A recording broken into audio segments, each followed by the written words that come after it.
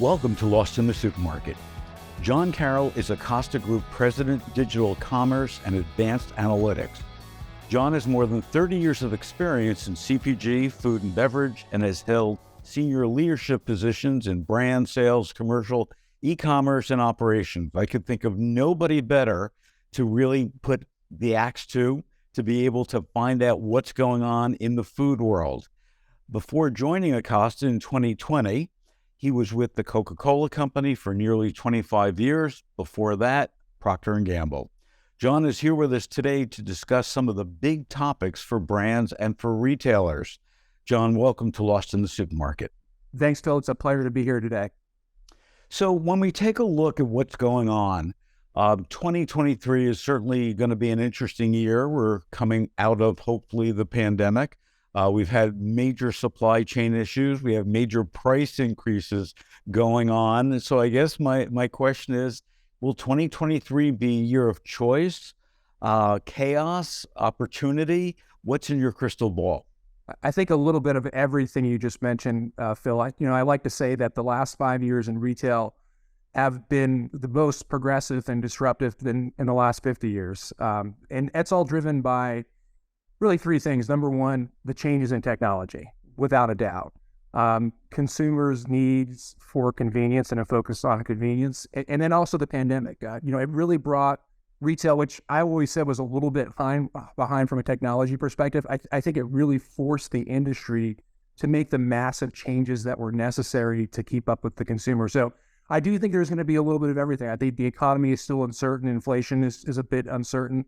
I think it's a bit of a tale of two cities from a consumer perspective. You have people that are doing fine from an economic perspective. You have people that are making more money based on what happened from a pandemic perspective and the labor shortage. But you have people that are actually still struggling based on all the price increases and inflation from an economy standpoint. So I think it's going to be an interesting year. I think what we've all learned through the pandemic in the last few years with the advent of technology is that we have to be agile as a CPG company, as a fast-moving consumer goods company, and as retailers. We have to make sure that we understand that there's always going to be changes, and those changes are really going to be led by the consumer and the shopper. I'm glad you brought up technology, because one of the things that I've noticed as well is in the past 2 or 3 years, retailers in particular have been throwing lots of money against technology. I agree with you. I think that the grocery industry was way behind on technology. But I guess my question to you, and looking through your lens, has the money that they've thrown at technology been effective, or have they just been throwing money? Because now we're seeing, companies pulling back on robotics, and, some of the things weren't working. Did they just, try to Band-Aid approach, or were they really strategic about it? I think there's different examples with different retailers. I think there's some great examples of retailers like Walmart and some of the larger regional supermarkets that have really stepped up to the challenge and made changes from a technology standpoint and made the investments that are necessary. I listened to a few of your other podcasts and there was some feedback and some stats that I agree with. If you're a retailer at this point of your e-commerce or digital commerce journey, you're actually losing money, especially if you're doing delivery or pickup. So I do think there's been a lot of experimentation, and I think there's two things that really need to happen. I think we need to scale this overall, and I think we need to make sure that we understand that the technologies that are developed are really through the eyes of the consumer and the consumer lens. We do a lot of research at Acosta, and what we're finding is most consumers are doing a little bit of both. They're shopping in store and they're shopping online. It's not mutually exclusive. They're doing both things. So making sure that you have the options to make a consumer and shopper's life easier through technology, whether that's an improvement in your app or the shopping experience in store, giving them the information that they need, making sure that they have the opportunity to take advantage of deals not only in store but also on the app, is really the opportunity for both CPG companies as well as the retailer. And how does the Acosta Group really help CPG brands and retailers understand that? My dad was a food broker. Yeah. Acosta started out as just being food brokers. It's changed a lot since that point. Now I would probably say you're more a strategic partner to people than you are a broker. Phil, I think that's really well said. And that's been a journey for us over the last 3 years. Acosta is a 95-year-old company started in Jacksonville, Florida, and really served a really strong purpose from an industry perspective, which is helping CPG companies get their brands on the shelf of retailers. That was the basic purpose of any broker out there. And the business is changing dramatically. So we're both a sales and a marketing agency. And so what we do and what our purpose is, we connect people to the brands they love. So we don't own brands, we don't own factories, we don't own trucks, but we work with large, small, and mid-sized CPGs to help connect their brands, whether that's a Walmart or a Publix or a CVS or a Walgreens, whether that's in a restaurant from a food service standpoint, whether that's in a Best Buy if you're a consumer electronics brand, or helping you drive your business with consumers and shoppers through inspirational marketing. So everything from design to great work from a positioning perspective and branding. We do that all. We do that all at every step of the consumer's journey overall. So I think you said it really well. Brokers need to become much more strategic. They need to be much more focused on the insights, the analytics, and the data. They need to be up to speed on what's going on with both the shopper and also the retailer to help position the brands that they're working with, the partners that they have, to really drive those businesses and grow those businesses for those partners with retailers and consumers and shoppers. You bring up data, and there's still retailers in the U.S. That have loyalty programs, and they've got reams of data, and they don't even know what to do with it. How do you approach a retailer in particular that has a frequent shopper card program? They're just using it for discounts, not much more than that. How do you bring them along to say, okay, you've got some really rich data here. We can really help you understand your shoppers better.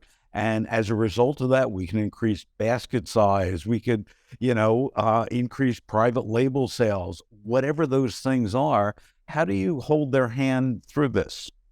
Yeah, I think it's the biggest opportunity that we have as an industry. And now's the time to really think through how we do it best together. And I remember the days when category management was started in kind of the early to mid 90s. Industry came together, both retailers and CPG companies, to say, okay, how do we work together on behalf of the consumer and the shopper to develop strategies that make sense and work for them, but also are win-win for retailers and also from the CPG company standpoint.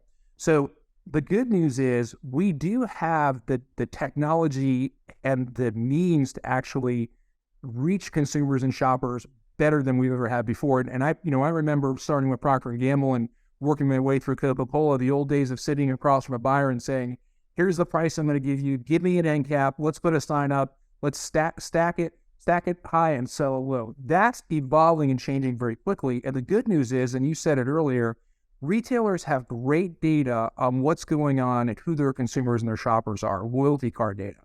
They're also building these amazing retail media networks. So there's a real opportunity to change the dialogue to say, okay, who is your best shopper? Which brands from a CPG company match with those shoppers? And how do we develop personalized offers and communication to those shoppers to drive the business in the best way possible? And I think that's really the opportunity that we have as an industry to work strategically together. And we talked a little bit about profitability from a retailer perspective. One of the best opportunities retailers have, and it's one of the reasons why they're pushing so hard on these retail media networks, is to monetize the retail media networks. And if I think back 10 or 15 years ago, these retail media networks were just really add-ons.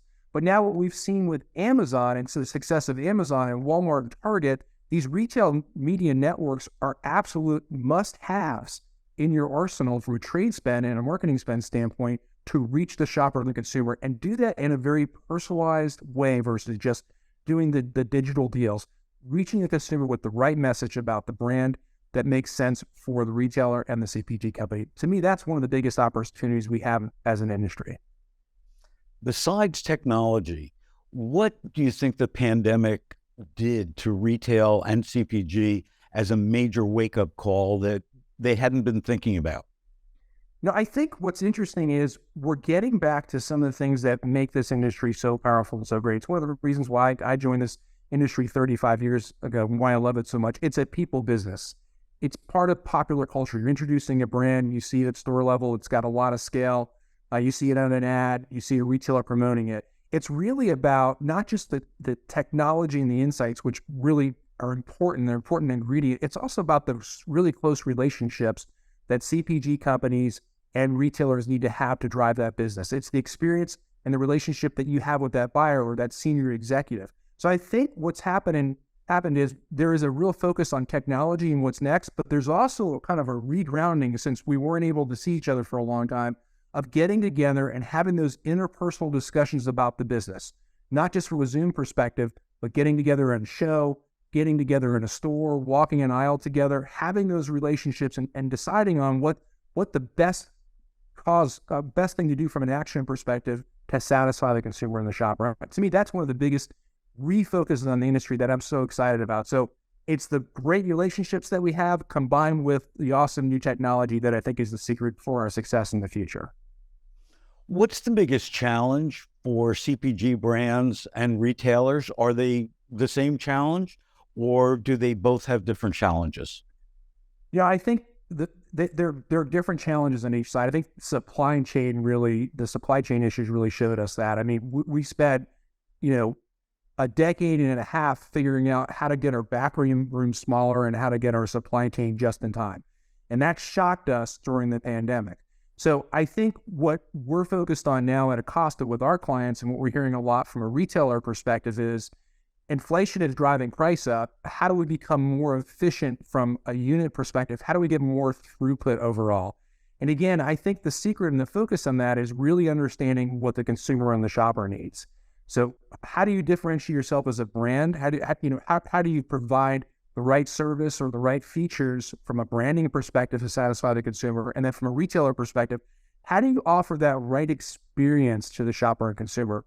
And that right experience today is not just that I'm walking in store experience. It's that omnichannel experience that we talk about so much. It's the mobile phone experience, it's the screen experience, and it's the in-store experience. And what we talk to our clients about today, and what we're uniquely positioned to do in the Acosta Group, is help CPG brands and retailers develop a plan that is a physical and a digital plan that work together, because that's how consumers and shoppers are shopping now. You just can't have a brick and mortar plan and an afterthought on an online plan. It all has to work together. So I do think that is the secret from a success standpoint, is to make sure that you're understanding that and you're building plans against the consumer and the shopper. What are you most excited about from a consumer standpoint over the next 2-3 years? I'm excited. I just got back from Expo West, and that show always gives me such energy, but more energy this year than it has in the last several years. There were over 3,000 brands represented. 800 of those 3,000 brands were new brands, Phil. And what excites me the most about the industry is what I saw at Expo West. The thing about Expo West versus a lot of other shows in the industry, and there's great shows, whether it's FMI or NACDS or National Association of Convenience Stores, the great thing about Expo West is you got diversity that you don't see in many of these other areas in the industry. So you have women that are leading companies, you have people of color, you have young people, entrepreneurs that are developing these new brands based on what's going on from a newness standpoint, from a consumer perspective. So that really excites me a lot. The understanding what's going on with new emerging brands, whether that's plant-based snacking, whether that's the focus on sustainability that most big and small brands really are thinking about today, because that's where the consumer is thinking about. That really excites me. So it's the energy in the business, the diversity of the business, combined with what's happening with some of these new technologies, whether that's ChatGPT and how that's going to change the world and how we're thinking about the business, or robotics that you mentioned earlier. It really is a brave new world for all of us. Well, John, great insights as always. Thanks for joining us today on Lost in the Supermarket. Okay, thanks, Phil. Appreciate it.